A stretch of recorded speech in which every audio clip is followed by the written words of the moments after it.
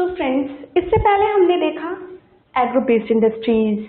These are ये उन तरह की इंडस्ट्रीज थी जो अपना रॉ मटेरियल एग्रीकल्चर के थ्रू लेती है एंड इनकी लाइफ लाइन होती है एग्रीकल्चर। तो इस एग्रो बेस्ड इंडस्ट्री में जो पहली तरह की इंडस्ट्री है that is cotton textile industry. That is cotton textile industry.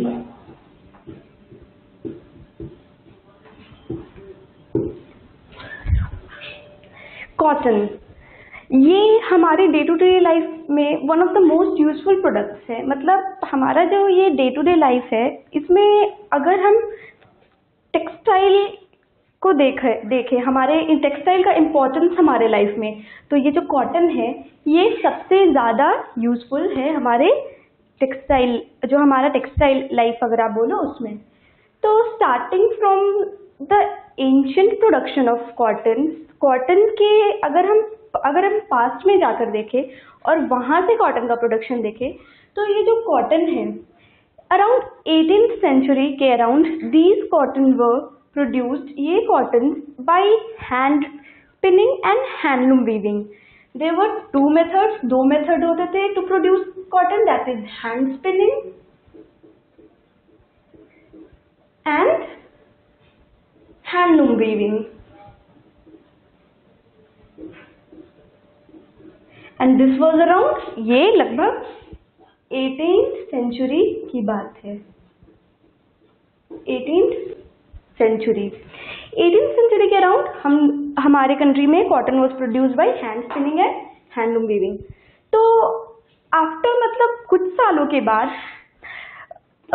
In India अगर आप कॉलोनियल एक्सपेंशन की बात करें, जब हमारे कंट्री में कॉलोनियल एक्सपेंशन हुआ तब ये जो कॉटन हमारे कंट्री का कॉटन प्रोड्यूसिंग जो एरिया था और you can say the cotton produce होता था हमारे कंट्री में, उसे काफ़ी सफ़र करना पड़ा।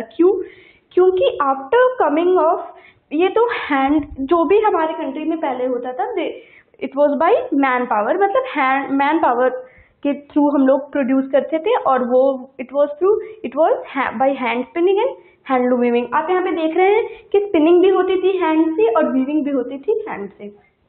तो जब कॉलोनियल एक्सपेंशन हुआ तो हमारी जो ये इंडस्ट्रीज थी, जो इंडिया की कॉटन इंडस्ट्रीज थी, ये यूरोप के पावरलूम्स इंडस्ट्रीज, उस वक्त यूरोप में पावरलूम इंडस्ट्री इंट्रोड्यूस हुआ था और वो यूरोपियंस जब हमारे कंट्री में आए तो उन्होंने हमारे कंट्री में भी ये इंडस्ट्रीज पावरलूम इंडस्ट्रीज सेटअप की, जिसकी वजह से जो हमारे लोकल वीवर्स और स्पिनर्स थे उन्हें काफ़ी नुकसान सहना पड़ा।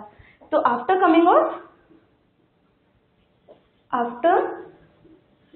Introduction of पावरलूम्स,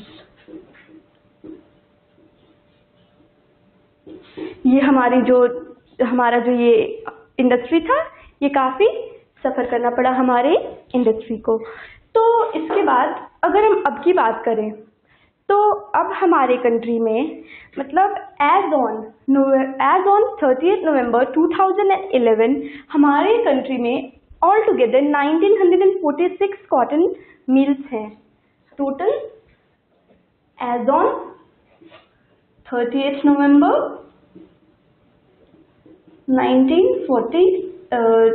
2011 all together there are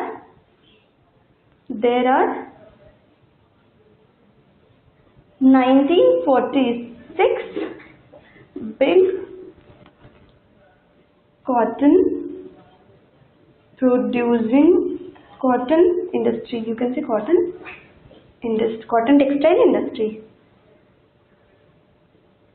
textile industry. तो ये तो हो गई बड़े बड़े इंडस्ट्रीज की बात, मतलब हमारे कंट्री में 1946 बड़ी बड़ी इंडस्ट्रीज है। लेकिन अगर हम छोटी इंडस्ट्रीज की बात करें तो जो छोटे स्केल की इंडस्ट्री होती है, हमने अभी पहले पढ़ा था यहाँ पे क्लासिफिकेशन ऑफ इंडस्ट्रीज में एक हमने देखा था कि on the basis of capital investment, तो ऑन द बेसिस ऑफ जो कैपिटल इन्वेस्टमेंट है उसके हिसाब से जो छोटी छोटी इंडस्ट्रीज ऑब्वियसली कॉटन में भी होंगी। तो ये जो कॉटन इंडस्ट्रीज है, छोटी छोटी कॉटन इंडस्ट्रीज है, apart from these big industry there are several thousand cotton industries in India, और मतलब अ लार्ज नंबर, मतलब around 80% of the total production, जो पूरा प्रोडक्शन होता है कॉटन टेक्सटाइल का, उसमें से 80% ये स्मॉल इंडस्ट्रीज करती हैं। तो मतलब ये जो बड़ी इंडस्ट्रीज है इससे सिर्फ 20% ही प्रोडक्शन होता है हमारे कंट्री में। तो इसके बाद हमने ये कुछ फैक्ट्स तो देख लिया हमारे इस कॉटन टेक्सटाइल की हिस्ट्री एंड प्रेजेंट सिचुएशन हमारे कॉटन का क्या है। अब हम देखेंगे कि कॉटन इंडस्ट्री के लिए व्हाट काइंड ऑफ लोकलाइजेशन, मतलब किस तरह का हमें देखना होगा। हमें ये देखना है कि हम किस तरीके क्या क्या देखेंगे कॉटन को सेटअप करने के लिए, मतलब हम जहाँ भी कॉटन सेटअप कर रहे हैं तो उस जगह पे हम क्या क्या देखेंगे। तो this was history and the current situation. Now will move on to our next topic. तो अब हम ये देखने वाले हैं कि हम ये कॉटन टेक्सटाइल इंडस्ट्री के लोकेशन में हम क्या क्या देखते हैं। अगर हमारे कंट्री की बात की जाए तो अभी फिलहाल ये जो मोस्टली जो कॉटन इंडस्ट्रीज है दे आर लोकेटेड नियर, मतलब ये महाराष्ट्र और गुजरात, जो कि कॉटन ग्रोइंग बेल्ट माना जाता है हमारे कंट्री का, महाराष्ट्र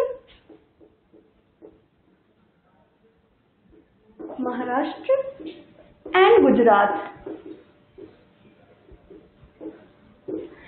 जो मैंने बताया जो कि कॉटन ग्रोइंग बेल्ट माना जाता है हमारे कंट्री का। तो most of the industries are located near Maharashtra and Gujarat. तो ये तो हो गई मतलब हमारे कंट्री की बात, लेकिन मोस्टली अगर हम देखें तो ऐसा क्या फैक्टर्स, ऐसे कौन से फैक्टर्स हैं जिनके हिसाब से ये कॉटन टेक्सटाइल इंडस्ट्रीज का लोकलाइजेशन डिपेंड करता है। तो दीज फैक्टर्स आर, सबसे पहला अवेलेबिलिटी ऑफ पोर्ट फैसिलिटीज।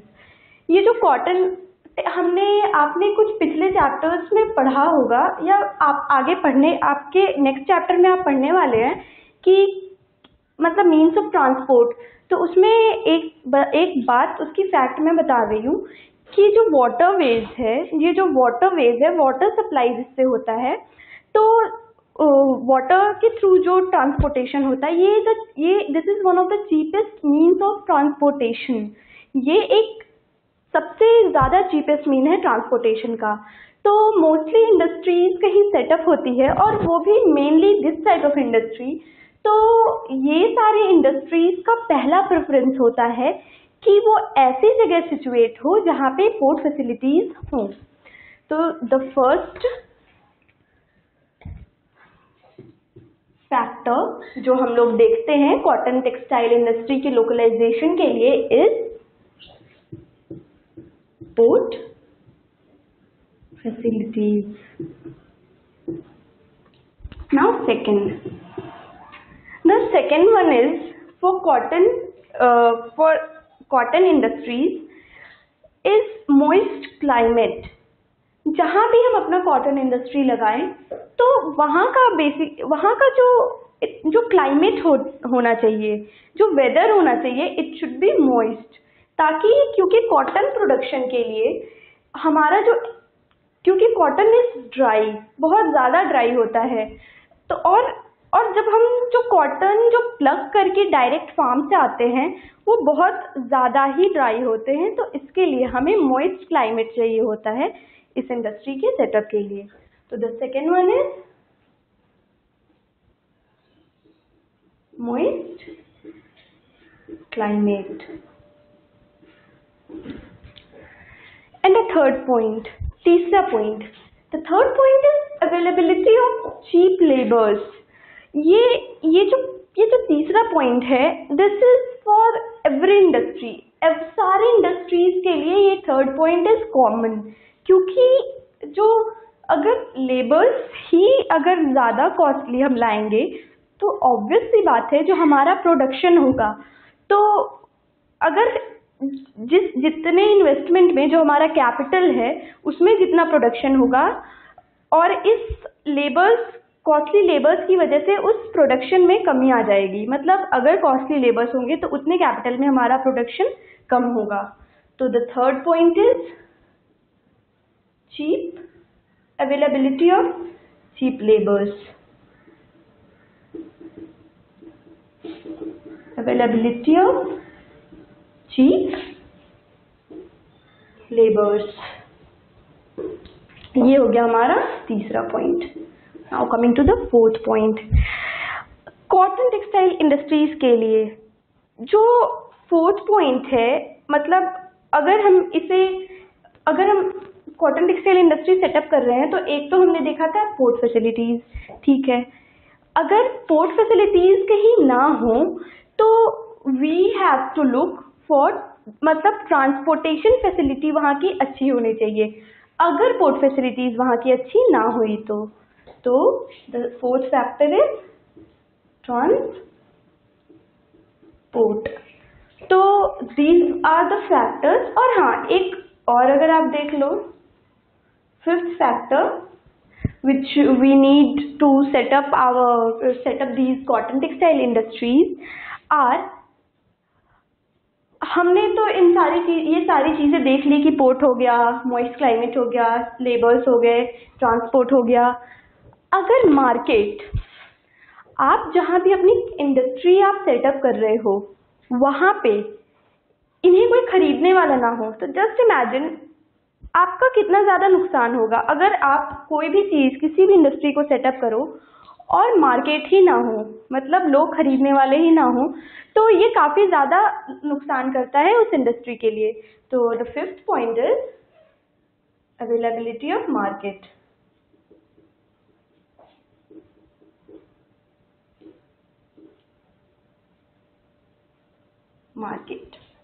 तो ये हो गई हम कॉटन टेक्सटाइल इंडस्ट्री के लोकलाइजेशन के लिए factors, the factors by on which localisation of cotton textile industry depends. अब इसके बाद हम ये देखेंगे, ये जो हमारी कॉटन टेक्सटाइल इंडस्ट्री है ये क्या क्या प्रोवाइड करती है। तो सबसे बड़ी बात ये है कि ये जो कॉटन टेक्सटाइल इंडस्ट्री है ये बहुत लोगों को एक एक एम्प्लॉयमेंट देती है। फार्मर्स हो गए, उनमें सबसे पहला, अगर स्टार्टिंग से आप देखो तो जो सबसे पहला जो कहीं हमारे सोसाइटी का जो सबसे पहला तबका है दैट इज फार्मर्स। अगर इन कॉटन टेक्सटाइल इंडस्ट्रीज के को रिलेट करें हम तो the first one is farmers, then cotton boll pluckers. अब फार्म में तो हमने कॉटन की फार्मिंग कर ली, उसके बाद ये जो कॉटन होता है इसे हम किसी मशीन के थ्रू नहीं फार्म से निकाल सकते हैं।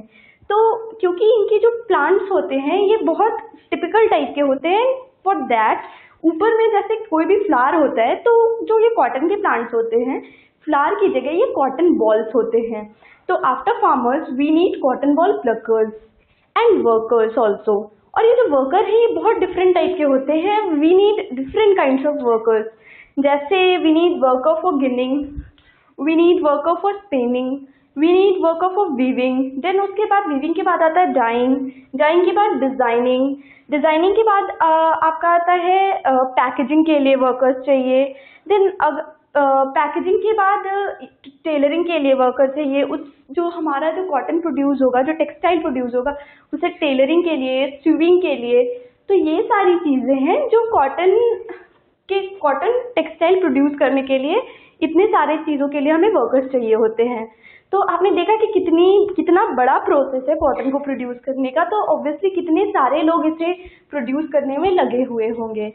तो ये था हमारा कि how it helps the people of our country by providing them jobs. And जो कि थे, I would better write it, जो पहला था वो था फार्मर्स,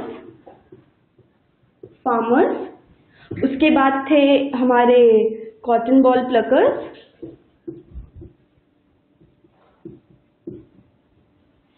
उसके बाद थे हमारे different kind of workers, you can say workers, और इन वर्कर्स में आता है, और ये जो वर्कर्स है, लेट्स नॉट सी वर्कर्स, हम अपने काम देखते हैं।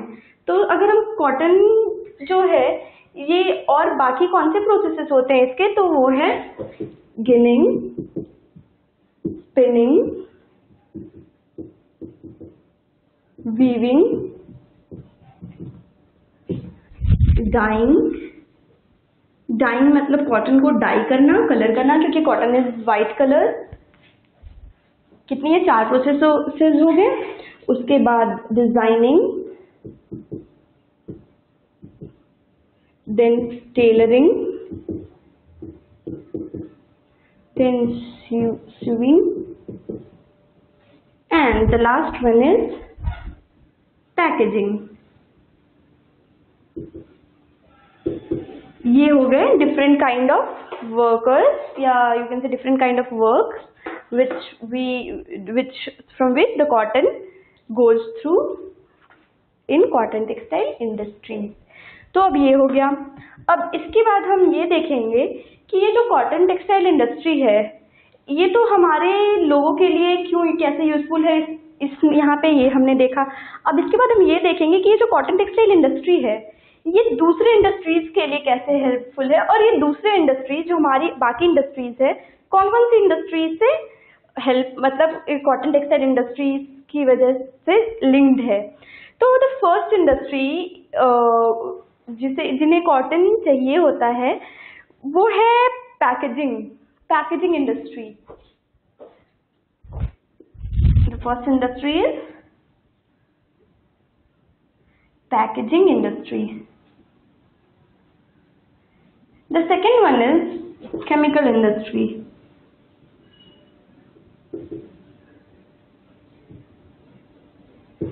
Chemical industry, you must be thinking how chemical industries. तो chemical industry इसलिए क्योंकि जो हमारा जो chemicals प्रोड्यूस होता है ये काफी डेलिकेट मटेरियल्स होते हैं chemicals हमारे।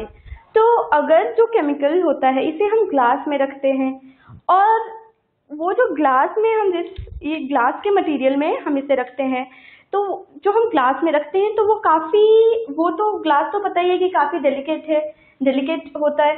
तो अगर वो ग्लास गलती से टूट जाए तो केमिकल्स बाहर आएंगे और उसकी वजह से काफी हमारा नुकसान होगा। तो that's why cotton is use, ताकि वो सेफ रहे, ये जो केमिकल्स हैं वो सेफ रहे। एंड सेम इज पैकेजिंग में आपने तो देखा ही होगा, जितने भी डेलिकेट आइटम्स की पैकिंग होती है उसमें कॉटन सबसे पहले they are wrapped from cotton.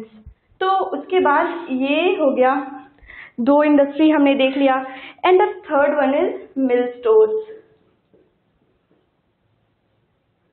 जो मिल्स के स्टोर्स होते हैं उसमें भी कॉटन यूज होता है, and for the same thing, it is use for the same thing. And the last one is engineering goods.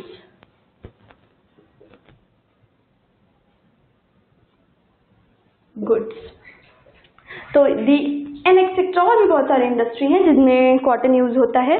तो mainly these 4 industries are the most cotton using industries, जहाँ cotton directly अपना supply करती है।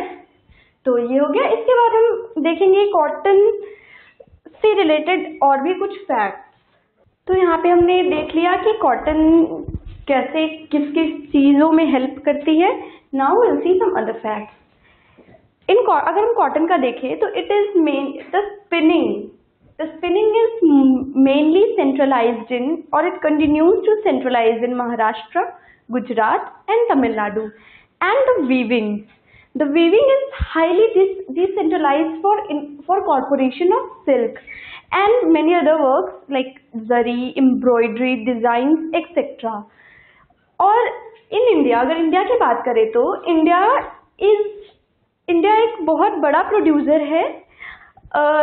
India का जो spinning है वो काफ़ी अच्छा है, और इंडिया काफ़ी ज़्यादा यार्न प्रोड्यूस करता है। लेकिन weaving in India it faces a lot of problem. जो ये वीविंग है ये हाई क्वालिटी यार्न को यूज़ नहीं कर पाता है। तो इसकी वजह से ये हाई क्वालिटी यार्न यूज नहीं कर पाता है, तो ये लो, इसके जो प्रोडक्ट्स होते हैं आफ्टर वीविंग वो काफ़ी लो इनपुट के रहते हैं, जो कि भी हमारे जो वीविंग है उसे काफ़ी इफेक्ट करता है। तो ये जो वीविंग है ये मोस्टली हैंडलूम्स एंड पावरलूम्स के थ्रू होता है। और अगर इंडिया में देखें तो in India the handspun khadi, जो ये खादी है, it is done by local workers. ये लोकल वर्कर्स ये खादी प्रोड्यूस करते हैं। तो और वो जो वर्कर्स जहाँ खादी प्रोड्यूस करते हैं उसे हम बोलते हैं कॉटेज इंडस्ट्री। तो अगर पूछे कोई आपसे कि व्हाट इज कॉटेज इंडस्ट्री, तो it is the small industry where local workers produce handspun khadi. What is this? It is small industry where local workers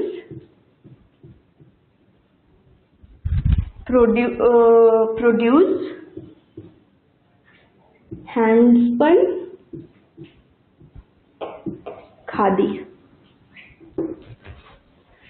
अगर यार्न की बात करें तो इंडिया अपना एक बहुत बड़ा पार्ट यार्न का चाइना को इंपोर्ट करता है। मतलब हमारा बहुत सारा यार्न चाइना लेती है और China is the biggest consumer of yarn of India. And इसके अलावा cotton is exported to UK, USA, Japan, France, Singapore, Nepal and many East European countries and also many African countries।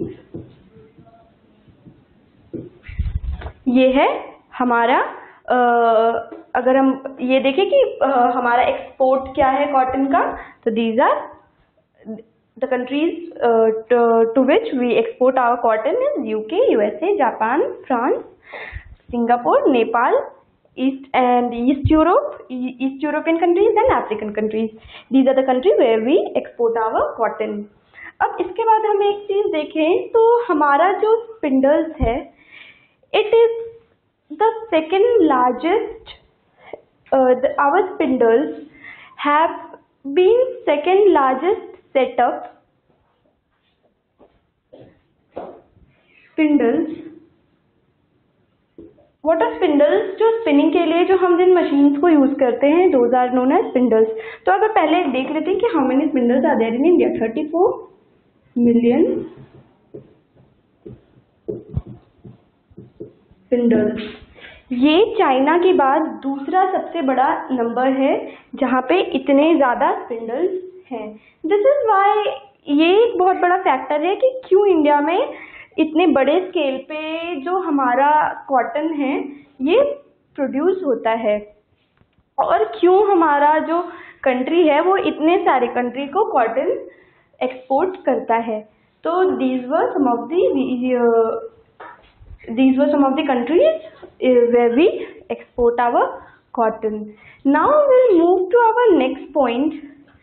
I want to tell you one thing more कि ठीक है हमारा country इतने सारे countries को cotton export करता है, लेकिन अपार्ट फ्रॉम दैट जो टोटल गारमेंट्स प्रोड्यूस होते हैं हमारे कंट्री में, टोटल गारमेंट्स अगर की बात करें तो that is only 4% as compared. अगर हम वर्ल्ड लेवल पे देखें तो हमारे कंट्री में सिर्फ 4% ही गारमेंट प्रोड्यूस होते हैं। And the reason behind this is हमारे कंट्री में स्पिनिंग तो वर्ल्ड लेवल की होती है और our spinning mills are competitive in global level and it is doing good. लेकिन ये जो वीविंग है, अगर कॉटन के प्रोडक्शन के बाद भी हमारे कंट्री में अगर सिर्फ 4% ही गारमेंट्स प्रोड्यूस हो रहे हैं। तो इसका सबसे बड़ा रीज़न है वीविंग, क्योंकि हमारे कंट्री की जो वीविंग है ये बड़े अच्छे क्वालिटी के यार्न यूज़ नहीं कर पाती है। तो इसलिए जो हमारा जो यार्न जो है, जो हमारे जो हाई क्वालिटी यार्न्स हैं, these are transported to China को ये भेजा जाता है, and because we are incapable to use those yarns. तो this was the factor behind why इतने बड़े कॉटन प्रोडक्शन के बाद भी गारमेंट्स का इतना कम प्रोडक्शन क्यों होता है। तो अब इसके बाद हम ये देखेंगे कि what are the challenges faced by the cotton textile in our country. हमारी कंट्री की जो कॉटन टेक्सटाइल है उसमें वो क्या क्या चैलेंजेस फेस कर रही है, एंड विल सी दिस। तो now will see the problems faced by this cotton textile industries. जो पहला प्रॉब्लम है ये है, अगर हम देखें तो जो पावर सप्लाई है is inadequate. We need more and more power supply to this industry needs more and more power supply, अब क्योंकि ज़्यादा प्रोडक्शन के लिए। The first problem is power supply. Now the second one, the second problem faced by these industries. The second problem is weaving के बारे में। तो मैंने आपको पहले भी बताया कि जो वीविंग है हमारी कंट्री की, ये it can't use high quality of yarn. जो वीविंग है ये हाई क्वालिटी ऑफ यार्न्स को यूज मतलब नहीं कर सकती है। तो वी नीड टू, तो जो इसके लिए हम ये जो वीविंग है इसके लिए हम क्या कर सकते हैं। वी नीड मशीन्स, क्योंकि द मशीनरी नीड्स जो है हमारा, we need to upgrade our machine, ताकि ये वीविंग भी अच्छी क्वालिटी के यार्न यूज कर सके और उससे हमारा गारमेंट प्रोडक्शन और भी ज़्यादा हो। तो the second problem is machines used for weaving, and what is the need of our, it is upgradation of machines। ये हो गया हमारा वीविंग का। अब हमारा जो तीसरा पॉइंट है, जो तीसरा प्रॉब्लम है, is low output of workers. ये है लो आउटपुट ऑफ वर्कर्स, मतलब अभी भी, क्योंकि बहुत हमने देखा कि कॉटन को प्रोड्यूस करने के लिए, जो टेक्सटाइल है उसे बनाने के लिए we need more and more labours, क्योंकि ये जो प्रोसेस है ये बहुत लंबा है। हमने देखा था जो ये कॉटन टेक्सटाइल प्रोड्यूस करने का प्रोसेस है, तो उसके जो हमारा जो लेबर्स हमारे पास जो वर्कर्स है वो अभी बहुत कम है। We need more and more workers. तो fourth point is stiff competition with synthetic industry. हम लोग जिस स्पेस से आगे बढ़ रहे हैं, हमारा जो लिविंग स्टाइल है उसमें काफ़ी चेंजिंग आया है, और इस लिविंग स्टाइल में चेंजिंग आने का सबसे बड़ा रीज़न ये है कि बहुत सारे रीजंस है ऐसे देखा जाए तो उसमें एक जो फैक्ट है वो है कि हमारा जो फैशन वर्ल्ड है वो काफ़ी तेज़ी से ग्रो कर रहा है। उसमें बहुत सारी चीज़ें इंट्रोड्यूस हो गई है, बहुत तरह के सिंथेटिक्स इंट्रोड्यूस हो गए हैं। तो इन सिंथेटिक्स के इंट्रोड्यूस होने की वजह से जो हमारा कॉटन टेक्सटाइल इंडस्ट्री है ये काफ़ी लॉस में चल रहा है। People prefer different kind of synthetics apart from cotton. क्यों पहले अगर पहले की कंडीशन देखें तो पीपल जो हमारे कंट्री के लोग हैं वो ज़्यादा से ज़्यादा कॉटन को प्रेफर करते थे, बट अब they prefer different kind of synthetics. So these are the problems faced by our cotton textile industry. Now we'll move on to our next topic.